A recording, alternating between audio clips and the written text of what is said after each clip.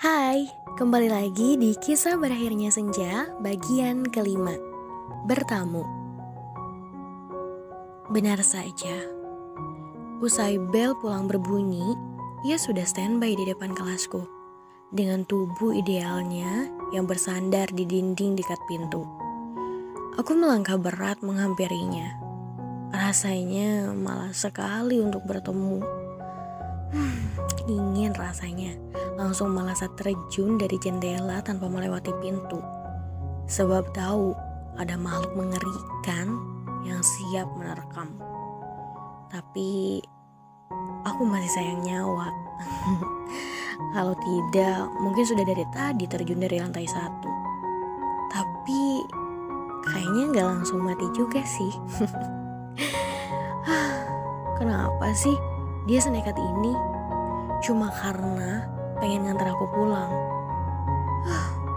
Mungkin aja gak sih dia kayak gini juga gak cuma sama aku aja, tapi sama cewek-cewek lain juga. Wah, parah sih, nyebelin banget. Aku berdeham setelah langkah ini tepat di sampingnya. Ia terlihat sibuk dengan gawainya. Mungkin sedang main game online kali ya. Tapi apa peduliku? Biarkan saja. Karena sama sekali tidak mendapat respon, aku melangkah pergi. Namun, merasa tangan kananku ada yang menahan. Mau kemana sih? Buru-buru banget. Godanya sambil bersiul. Menjijikan sekali. Dasar laki genit. Mau pulang? Jawabku ketus seperti biasa. Ya udah, ayo bareng. Dia memang menyebalkan. Belum aku menjawab ajakannya, sudah main seret ke parkiran. Setibanya di parkiran, aku melepas kasar genggamannya. Kamu tuh bisa gak sih, kalau apa-apa tuh dengerin pendapat aku dulu. Jangan seenaknya aja. Aku juga manusia, main seret seenak jidat. Gerutuku kesal tidak berjeda. Kata siapa kamu manusia? Entah dia sedang meledek atau apa. Jujur, kata-katanya kali ini benar-benar menyebalkan. Mataku membulat seperti akan menelan habis hidup-hidup lelaki di depanku ini. Kamu kan bidadari. Lanjutnya, membuat mataku tidak lagi berani melihatnya secara terang-terangan. Karena takut ia melihat kegugupanku saat sesekali ia menggoda. Meski aku tahu mungkin itu cuma modus semata, tapi entah kenapa selalu ada letupan bahagia di dada. Ayo naik, ucapnya membuatku terjaga dari lamunan. Sebenarnya pengen marah-marah lagi sih, tapi keburu meleleh. Apa? Meleleh? Maaf. Aku bercanda kok. Masa iya aku baper sama si annoying ini? Nggak mungkin banget kan? Saat ninja hitamnya melaju, ia terlihat sedikit kalem, tidak searogan pagi tadi. Mungkin udah lelah kali ya, atau nyebelinnya berkurang. Entahlah, untuk apa aku mempersalahkan itu? Tidak penting juga kan? Kamu mau kemana? Rumah aku belok kanan, kok belok kiri sih? Tanyaku saat mendapatinya malah memilih jalur kiri di pertigaan karena memang itu bukan jalur rumahku. Ia tidak menjawab, hanya tersenyum mendapati wajahku yang cemas. Hei, kamu itu selain nyebelin punya sifat kriminal juga ternyata ya. Putar arah nggak? Pasti kamu mau macam-macam kan? Ku tarik jaket hitamnya. Bahkan sesekali memukulnya. Namun, ia berusaha tetap fokus pada jalan. Meski terlihat di spion alisnya bertaut tanda kewalahan dengan sikapku. Tetapi kulihat juga ia tersenyum mendapati tingkahku seperti anak kecil yang akan diculik.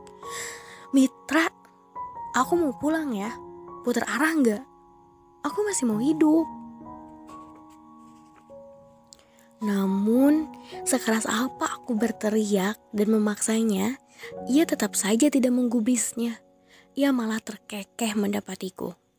Motornya pun berhenti di sebuah rumah berlantai 2 berwarna silver dengan satu mobil yang terparkir di garasi. Banyak sekali bunga yang tertanam rapi, tidak kalah indah seperti bunga yang dirawat oleh bunda di rumah. Aku ternganga mendapati rumah itu. Mitra mengajakku masuk dan aku hanya diam menurutinya. Begitu saja tanpa menggertak. Terlihat di ujung sofa depan TV itu ada seorang wanita separuh baya yang sedang membaca sebuah buku. "Nek," panggil Mitra sembari menyalami nenek itu. Aku pun mengikutinya, seraya tersenyum pada wanita yang terlihat mulai rentak termakan usia. "Siapa ini, Nak?" tanya nenek itu dengan lembut pada Mitra. "Ini Hajel, Nek." Kusalami tangan nenek itu sambil kembali menyebutkan namaku. "Cantik ya, matanya indah sekali." Puji wanita tua itu membuatku sedikit tersipu. "Makasih, Nek," ucapku tidak lepas membalas senyumnya. Hajel ini adik kelas Mitra. Dia juga suka baca dan nulis kayak nenek. Tulisannya juga pada bagus. Pasti nenek suka. Jelas Mitra membuatku semakin tersipu. Bingung harus menanggapi seperti apa atas pujiannya. Kali ini bahkan ia seperti bukan annoying man. Ia terlihat sopan, layaknya lelaki dewasa. "Enggak kok, Nek, Mitra ini emang suka agak berlebihan. Hajel cuma baru suka nulis puisi sama cerpen aja kok.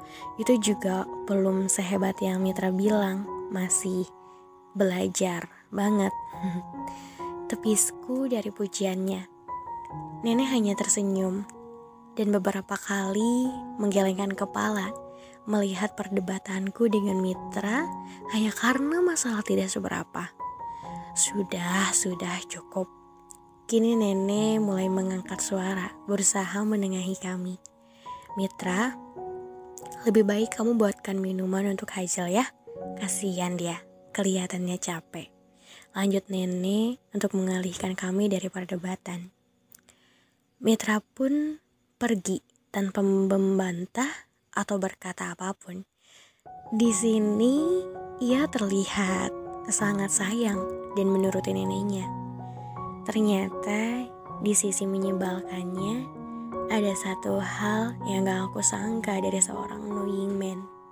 Bisa sekalem ini dan begitu menghormati orang yang lebih tua. "Kamu gadis yang istimewa, Nak," ucap nenek yang membuat dahiku mengernyit. Maksud nenek apa ya?" tanyaku sedikit ragu. Mitra tidak pernah membawa gadis manapun selama 2 tahun berada di sini. Dan kamu adalah gadis pertama yang diajaknya ke rumah. Jelas nenek yang membuatku sedikit ragu. Karena memang tidak percaya seorang Mitra bisa melakukan itu.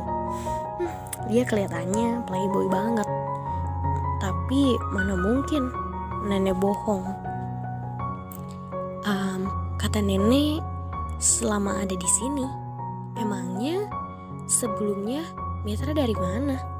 Tanyaku mulai penasaran untuk mengetahui kehidupan Mitra.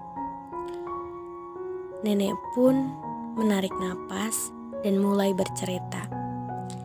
Dari kecil, dia memang tinggal di Bandung sama nenek. Tapi begitu umur 5 tahun, orang tuanya datang untuk membawanya ke Jakarta. Dan setelah hampir 10 tahun, akhirnya Mitra kesini lagi. "Loh, kenapa Mitra pindah lagi kesini nih?" tanyaku kembali. Katanya pengen cari suasana baru. Jakarta panas, Bandung sejuk. Anak itu dari kecil memang tidak pernah berubah. Selalu merengek ingin kembali ke Bandung dengan alasan yang sama. Padahal nenek tahu dia sebenarnya memang tidak betah tinggal bersama orang tuanya karena telah terbiasa dengan nenek. Dari mata tuanya, aku bisa melihat betapa nenek sangat menyayangi Mitra. Jadi tidak salah jika Mitra pun begitu menyayangi Nerati. Ada yang kepo nih. Ledek Mitra sambil menaruh minuman di meja. Nenek hanya menggeleng dan tersenyum melihat tingkahnya. Aku hanya membuang muka kesal. Sebenarnya agak malu juga sih karena ketahuan kepo. Tapi BTW kenapa aku jadi kepo gini ya? Damn. Hajal, kamu lihat buku ini nak. Diberikannya buku bercover klasik dengan judul Wanita Jawa. Aku terkagum-kagum melihat isi buku yang benar-benar dengan gaya tulisan klasik. Sepertinya buku ini sudah lama rilis, covernya pun terlihat kuno. Ratih Mariana Mahardika, ucapku pelan saat mendapati nama penulisnya. Lalu melirik nenek. Ini buku nenek? Tanyaku. Nenek hanya mengangguk pelan, lalu menarik napas. Buku itu nenek tulis sekitar 50 tahun lalu. Saat usia nenek 17 tahun.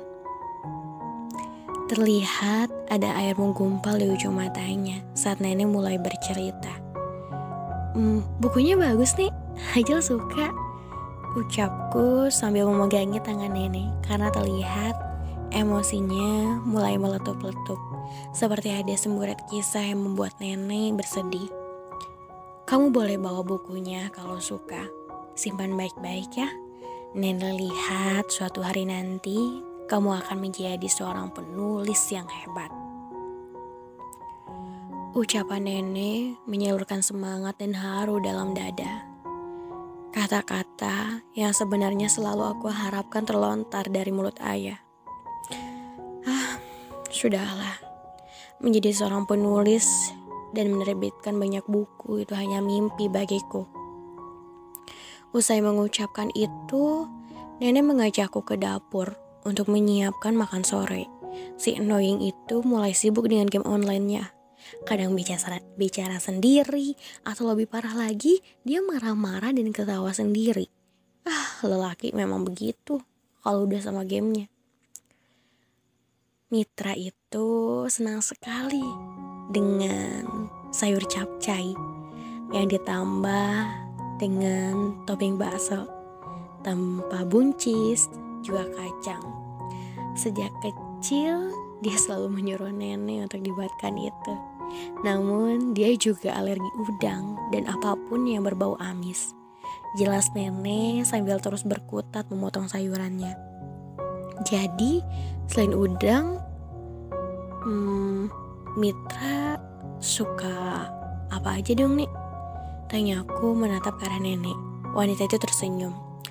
Banyak, tapi sebenarnya dia juga suka agak rewel kalau disuruh makan. Waktu kecil, nenek sampai harus lari mengejarnya keliling komplek hanya karena dia tidak mau makan. Anak itu susah sekali diatur, tapi nenek tahu dia sangat menyayangi nenek.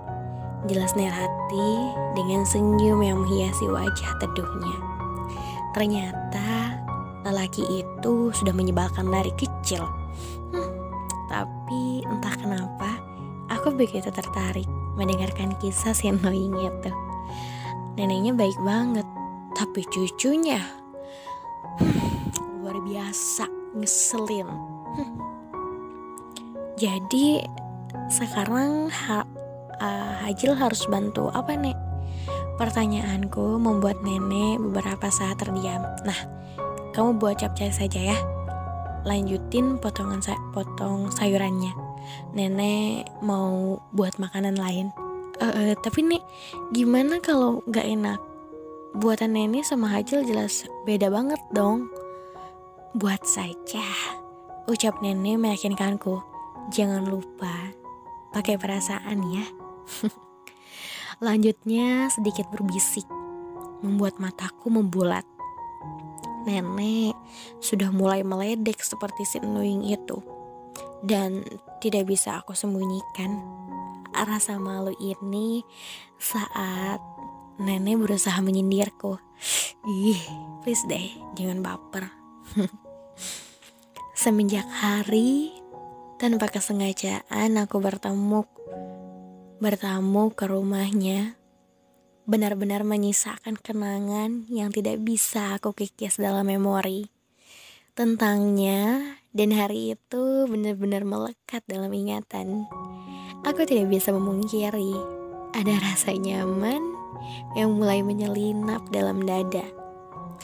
Keinginan untuk terus berkunjung dan mendengarkan cerita nenek benar-benar menjadi candu bagiku saat ini. Entahlah, dia memang menyebalkan, tapi aku tahu sebenarnya dia adalah orang yang baik. Dan yang membuatku terkagum adalah ketika melihat bagaimana dia menyayangi neneknya. Seorang gamers yang tidak pernah lupa akan orang-orang yang disayanginya. Padahal sebelumnya aku pernah berasumsi bahwa gamers itu cuma orang-orang yang lupa sama dunia nyatanya dan lebih mentingin gamenya dibanding menghabiskan waktu dengan orang sekitar. Dia lelaki menyebalkan dengan hati yang tulus, memberikan cinta dengan cara menjaga. Aku bisa melihat itu saat dia sedang bersama Neratih. Bersamanya pula, aku belajar bahwa tidak semua yang kita anggap buruk akan selalu buruk, pun sebaliknya. Bertamu ke rumahnya adalah hal berkesan bagiku, meski datang dengan sedikit paksaan. Tetapi aku dapat melihat cinta sesungguhnya dari kesederhanaan keluarga ini.